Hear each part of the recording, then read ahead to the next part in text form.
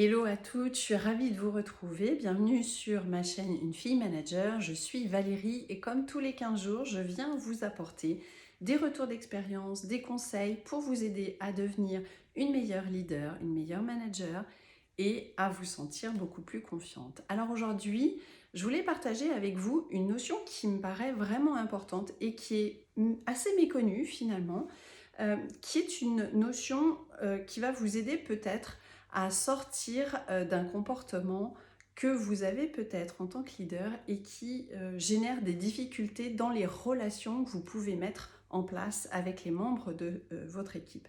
Donc cette notion, c'est ce qu'on appelle la blessure de rejet.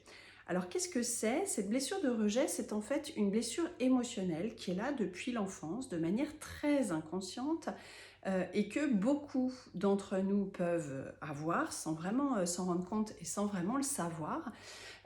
Parce qu'effectivement, quand on a cette blessure de rejet, on a tendance à vouloir être accepté, à être approuvé, apprécié par les gens. Donc finalement, avec les membres de notre équipe, eh bien, ça nous amène à avoir un comportement où on recherche l'approbation de notre équipe.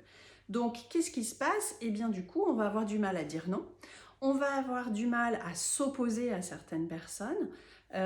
Et puis, quand il y a quelque chose dans le comportement de l'un de nos collaborateurs ou dans ses missions, ses tâches, dans les résultats qu'il a obtenus, qui ne nous convient pas, on n'ose pas le dire. On n'ose pas le dire parce qu'on se dit mais qu'est-ce que va penser la personne?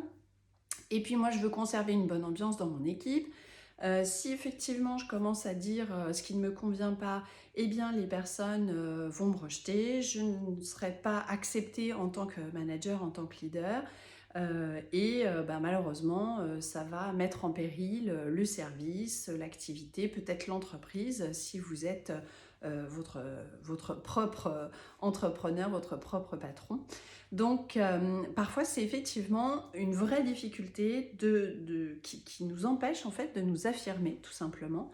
Donc avoir conscience de cette blessure de rejet, c'est déjà un premier pas et de se dire effectivement, alors le but c'est pas forcément de rechercher ce qui s'est passé dans notre enfance pour savoir pourquoi on a cette blessure de rejet, ça c'est un travail qu'on peut faire par ailleurs. Là, moi, mon propos, c'est plutôt de vous aider à l'identifier, de vous dire, oui, tiens, je me rends compte que ça pourrait correspondre à mon comportement, et de vous aider à sortir de ça pour renouer des liens harmonieux avec votre équipe, mais tout en arrivant à vous affirmer et à mettre un cadre, à dire non et à vous sentir beaucoup plus confiante et à l'aise en tant que leader. Parce que ça, c'est important aussi de retrouver cette position euh, affirmée, confiante, j'allais dire presque de pouvoir, mais pas au sens négatif du terme, hein.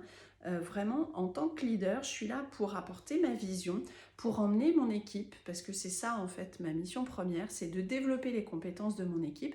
Et pour ça, il faut que je sois claire dans la vision que j'ai pour mon entreprise, pour mon équipe, que j'explique dans quelle direction on va, quels sont nos objectifs et pourquoi il faut qu'on y aille, de façon à ce que notre équipe soit fédérée derrière nous et qu'elle puisse avancer avec envie aussi.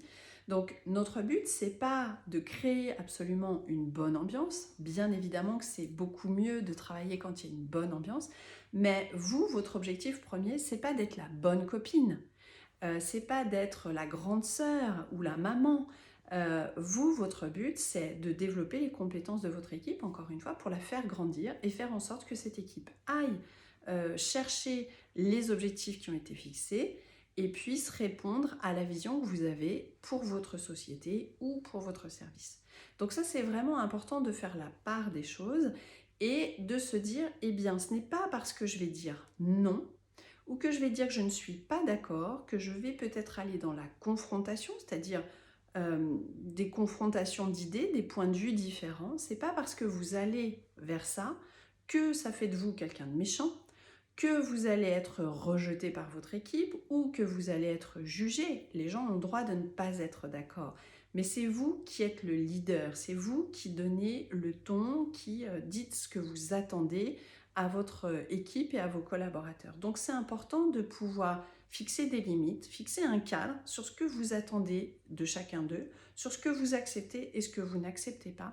Et encore une fois, je dirais, c'est pas parce que vous allez faire ça que vous allez être rejeté. Au contraire, vous serez beaucoup plus apprécié et respecté parce que les gens comprendront clairement ce que vous attendez d'eux. Ils sauront comment répondre à ces attentes et ça permettra effectivement à vous-même et à votre équipe de se sentir beaucoup plus à l'aise dans cette relation harmonieuse, comme je disais, pour ne pas chercher à plaire pour être accepté, mais de simplement remplir sa mission, développer ses compétences et aller vers les objectifs qui ont été fixés de façon voilà, à travailler dans des bonnes conditions. Alors, si ces notions sur la blessure de rejet vous intéressent, que vous voulez en savoir plus, que vous voulez creuser ces notions, je vous conseille vivement le livre de Lise Bourbeau sur les 5 blessures qui empêchent d'être soi-même. C'est un livre génial qui, moi, m'a beaucoup plu et qui m'a beaucoup éclairée. Et puis, vraiment, je vous invite à prendre le temps de réfléchir sur qu'est-ce qui m'empêche de dire non à certaines personnes, à certains membres de mon équipe. Et si effectivement vous sentez que vous avez peur de déplaire et peut-être d'être rejeté, il y a sans doute effectivement cette blessure de rejet qui vient vous empêcher là d'être totalement affirmé en tant que leader. Donc n'hésitez pas à me dire en commentaire en dessous de cette vidéo si vous vous reconnaissez dans ce schéma-là. Et puis, moi, je serais ravie de voir vos commentaires et de pouvoir y répondre. N'hésitez pas à liker, bien sûr, cette vidéo, à vous abonner à notre chaîne et puis à partager si vous pensez que cette vidéo peut être utile à certaines personnes de votre entourage. Et moi, je vous retrouve dans 15 jours pour une nouvelle vidéo avec de nouveaux partages et de nouveaux conseils. Bye bye!